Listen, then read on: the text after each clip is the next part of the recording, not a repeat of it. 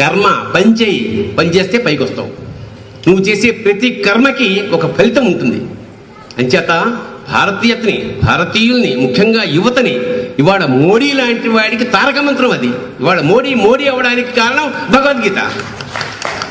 ఇవాళ ధైర్యంగా మన మతం గురించి కానీ మన సంస్కృతి గురించి కానీ మన హిందూ శబ్దాన్ని ఉచ్చరించడానికి వాళ్ళ ధైర్యం కలిగిందంటే దానికి కారణం మోడీ. ఇవాళ భయంగా మన దేశంలో పుట్టి మనమే ముసుగు కప్పుకొని బొట్టు పెట్టుకుంటే ఏమంటారో, చీర కట్టుకుంటే ఏమంటారో అనే దుస్థితి నుంచి ఇవాళ అంటే మనం బతుకుండగానే స్వేచ్ఛా భారతం వైపు మనం వెళ్తున్నందుకు ఆ దేవుడికి మనం కృతజ్ఞతలు కల్పించుకుంటూ ఆ పార్టీకి కానీ ఆ వ్యవస్థాపకులకు కానీ మనం సర్వదా కృతజ్ఞతలుగా ఉండాలి. ఇవాళ ఒక భారతీయత ఇవాళ అద్భుతంగా ప్రసరిస్తోంది, ప్రవహిస్తోంది. రేపు యావత్ భూఖండానికి ఒక మార్గదర్శకమైంది భారత జాతి. దానికి మూలమంత్రం భగవద్గీత. అది చచ్చిపోయినప్పుడు పెట్టకండి దయచేసి. దానివల్ల బతుకులు బాగుపడాలి. అది భగవద్గీత.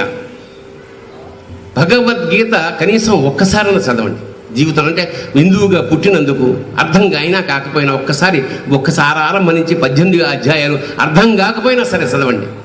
ఒక్కసారి చదివితే అది మ్యాగ్నెట్ లాగా అతుక్కుంటుంది. మీకు ఎప్పుడు బెంగ వచ్చినా ఒక చిన్న ఫిలాసఫీ నా జీవితంలో నేను ఎప్పుడైనా బెంగగా ఉంటే భగవద్గీతలోని ఏదో ఒక పేజీని అలా తీస్తాను.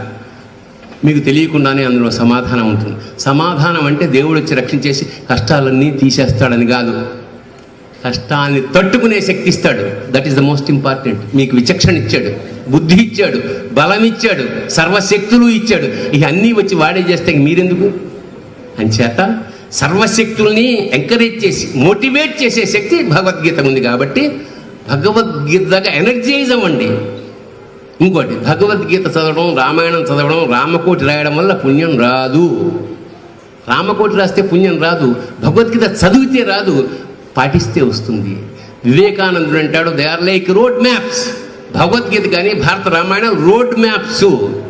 రోడ్ మ్యాప్స్ అంటే ఈ రూటు అలా పెడుతుంది అని చూపిస్తుంది తప్ప అది మనం తీసుకెళ్ళదు. ఎప్పుడు తీసుకెళ్తుంది? మనం దాన్ని ఆచరిస్తే. అంచేత భగవద్గీత ఆచరించదగ్గది, రామాయణం ఆచరించదగ్గది. ఎందుకంటే రాముడు లాంటి రాజు కానీ, రాముడు లాంటి భర్త కానీ, రాముడు లాంటి కొడుకు కానీ, రాముడు లాంటి అన్న కానీ, ఆఖరికి రాముడు లాంటి శత్రువు కానీ లేదు అంటాడు. అలాంటి రామరాజ్యం మనకు కావాలంటే మనం ఇలాంటివి కొన్ని చేసి తీరాలంతే. ఆ త్యాగమే మన రక్ష. కాషాయం అంటే త్యాగం.